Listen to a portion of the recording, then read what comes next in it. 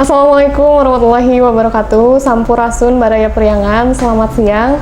Selamat datang di program acara Ulas Berita pada siang hari ini, edisi cetakan Jumat 31 Januari 2025. Kembali lagi bersama saya Rifdah Zudia, yang pada kesempatan kali ini saya tidak akan mengulas sendiri, tapi seperti biasa akan ditemani oleh rekan saya, yaitu Saudari Rosmayanti. Rosma, gimana kabarnya? Alhamdulillah teh sehat. Teteh gimana sih? Alhamdulillah sehat juga. Seperti biasa ya Ros, di siang hari ini kita akan mengulas sejumlah berita menarik dan terhangat yang sudah termuat di Harian Umum Kabar Priangan.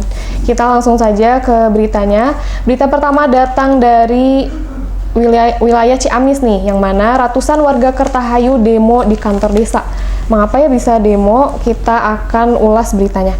Diduga beras bansos telah disalahgunakan atau ditilep oleh oknum perangkat desa, ratusan warga dari Desa Kertahayu, Kecamatan Pamarican, Kabupaten Ciamis menggelar aksi demonstrasi di depan kantor desa setempat.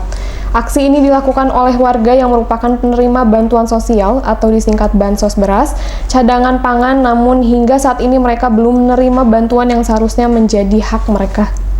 Diungkapkan koordinator aksi dari Forum Komunikasi Kertahayu Bersih, Heri Sutana, kedatangan mereka ke kantor desa adalah untuk menuntut hak atas bansos beras yang selama ini tidak disalurkan kepada penerimanya. Di sini Heri menegaskan bahwa data kami mencatat ada 85 keluarga penerima manfaat yang tidak menerima bantuan beras, padahal mereka telah terdaftar sebagai penerima bansos. Ditegaskannya bahwa mereka memiliki 3 tuntutan utama yang disampaikan kepada pihak desa. Pertama, mereka meminta agar pihak desa segera menyalurkan bansos beras kepada KPM yang selama ini tidak menerima dalam waktu 1 minggu. Kedua, mereka menuntut agar oknum perangkat desa dan pihak lain yang terlibat dalam dugaan kejahatan tersebut untuk mundur dari jabatannya. Ketiga, mereka meminta Kepala Desa Kertahayu untuk mencopot oknum perangkat desa yang diduga telah menggelapkan bansos beras tersebut. Salah satu warga, Neni, yang merupakan penerima manfaat dari bansos cadangan pangan mengungkapkan kekecewaannya. Ia mengaku meskipun namanya terdaftar sebagai penerima manfaat, ia sudah tidak menerima haknya selama 6 bulan terakhir. Wow, ini waktu yang lama sekali ya, 6 bulan terakhir. Berbicara setengah tahun ya? Setengah tahun. Berbicara soal hak ini memang kadang oknum-oknum ini nih yang jadi hak itu tidak tersalurkan kepada penerimanya gitu ya.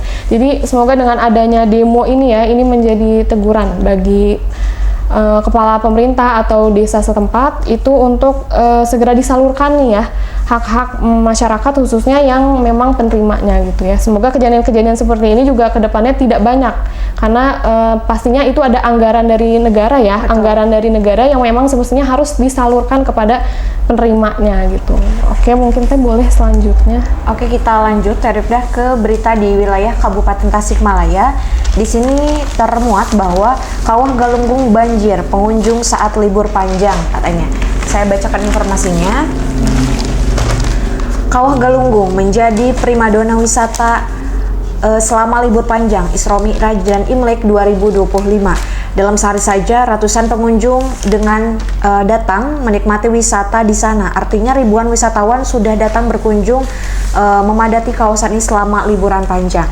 Di sini juga disampaikan bahwa lonjakan pengunjung bahkan hampir menyamai periode liburan Natal dan Tahun Baru. Tiap harinya hampir 700 wisatawan tercatat berkunjung, hampir 2 kali lipat dari hari-hari biasa saja. Nah, membaca informasi ini, Kawah Galunggung banjir, artinya bahwa ikon Gunung Galunggung ini pengunjungnya meningkat ya Teh? Yeah. Pengunjungnya meningkat karena memang tadi disebabkan oleh libur panjang. Dari kemarin kan lumayan ya Teh, Sabtu Minggu, terus dipotong merah di Senin ya? Senin sama Rabu. Nah, jadi dengan adanya libur panjang ini membuat para wisatawan mungkin kepikiran nih, kita kira-kira kalau liburan kemana nih? Nah, untuk yang wilayah Kota Tasik atau Kabupaten Tasik pasti tidak akan istilahnya mencari tempat yang jauh gitu ya, kalau dalam waktu yang liburnya nggak terlalu singkat lama gitu ya, yang singkat, itu mencari Gunung Galunggung. Dan di sini alhamdulillah pengunjungnya memang banjir katanya.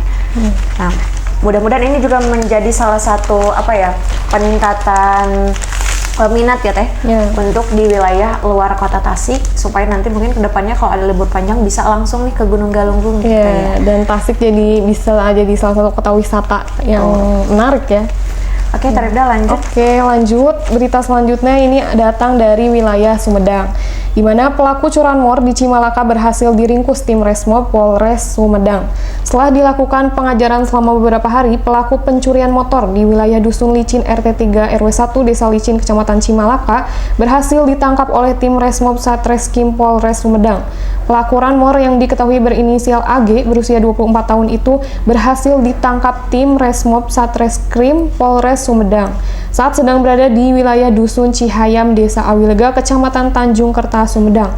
Informasi soal penangkapan pelaku ranmor ini dibenarkan Kepala Seksi Humas Polres Sumedang AKP Awang Munggardijaya. Dia mengatakan bahwa ia betul pelaku ranmor berinisial AG itu telah ditangkap kemarin di wilayah Tanjung Kerta. Nah, selain menangkap pelaku, Sambung Awang tim Resmob Satreskrim Polres Sumedang juga telah berhasil mengamankan barang bukti berupa sepeda motor Yamaha Aerox serta barang bukti lain seperti 2 buah kunci motor, STNK dan BPKB sepeda motor merek tipe Yamaha BBP milik korban. Mendengar berita soal kejahatan gini ya, memang ini selalu ada setiap harinya, dan kita perlu beri apresiasi juga untuk Polres yang cepat dalam menanggapi kejahatan-kejahatan seperti ini, karena memang kejahatan itu jangan sampai merajalela gitu ya Teh, karena pastinya akan memakan banyak korban yang tidak bersalah akhirnya dirugikan gitu ya. Oke, mungkin Teh boleh kita lanjut. Di sini ada informasi mengenai cuaca ekstrim. Warga diminta waspada potensi bencana hidrometeorologi katanya. Saya baca informasinya, Tarifda. Masyarakat Kabupaten Tasikmalaya yang tinggal di kawasan dekat dengan pepohonan diminta untuk lebih meningkatkan kewaspadaan. Hal ini menyusul dalam beberapa hari terakhir hujan yang disertai dengan angin kencang dampak dari cuaca ekstrim terjadi di wilayah Tasikmalaya. Disampaikan juga bahwa katanya di beberapa hari ini ada peningkatan angin kencang hingga diikut hujan. Hingga hujan juga ikut dengan intensitas tinggi di wilayah Tasikmalaya. Fenomena alam ini turut diwaspadai, terutama dampak timbulnya bencana dari fenomena alam tersebut. Katanya dengan begitu juga bahwa pihaknya melalui relawan di tingkat desa selalu menghimbau kepada warga untuk waspada adanya pohon tumbang dampak dari angin kencang. Nah, Tarifda, karena memang berbicara informasi ini betul ya, cuaca memang lagi ekstrim-ekstrimnya, apalagi berbicara hujan. Kemarin kita ngobrolin soal banjir ya, banjir sekarang pohon tumbang ya, karena disebabkan oleh angin kencang. Nah, dalam hal ini himbauan yang semestinya itu memang harus menjadi kehati-hatian adalah tetap berada di tempat yang aman ya Teh, karena kita tidak tahu kalau cuaca hujan biasanya apalagi pengendara-pengendara gitu ya yang berada di jalanan itu pasti berteduh ya Teh di pinggir-pinggir jalan. Nah, untuk bisa menghindari pepohonan-pepohonan yang tinggi, karena dengan cuaca yang ekstrim seperti ini kadangkala terjadi pohon yang tumbang di jalanan. Mudah-mudahan cuaca di Tasikmalaya itu khususnya kita doakan mudah-mudahan bisa kembali dengan cuaca yang hangat seperti biasanya, mudah-mudahan. Adapun hujan kita syukuri karena memang itu juga bentuk bentuk cuaca yang memang ada di Indonesia ya. Betul, iklim, karena kita kan iklim tropis ya. Hanya ada dua musim ya, panas dan kemarau dan hujan. Gitu. Jadi kita tidak bisa menghindari itu ya. Iya, betul. Pokoknya dimanapun memang kita harus berhati-hati ya, Teh, intinya harus tetap waspada. Nah, oke Teh, mungkin berita tadi itu sebagai berita penutup.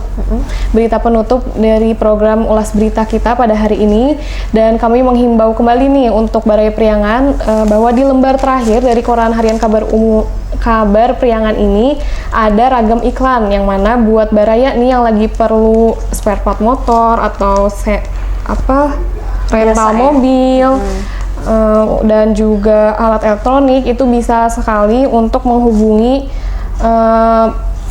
ini bukan promotor ya, ini toko-toko yang ada di ragam iklan lembar terakhir ini. Dan jangan lupa untuk membaca berita selengkapnya yang sudah kita ulas tadi, itu bisa dicek di portal website kita di kabarpriangan.com. Dan jangan lupa untuk ikuti platform media sosial kita, ada X, Facebook, TikTok, Instagram, dan juga YouTube Priangan TV. Nah, semoga video ini dapat memberikan manfaat dan wawasan baru ya untuk Baraya Priangan. Mohon maaf atas segala salah dan kekurangan. Saya Rifda Zudia pamit undur diri. Dan saya Rosmanti juga pamit undur diri. Wassalamualaikum warahmatullahi wabarakatuh.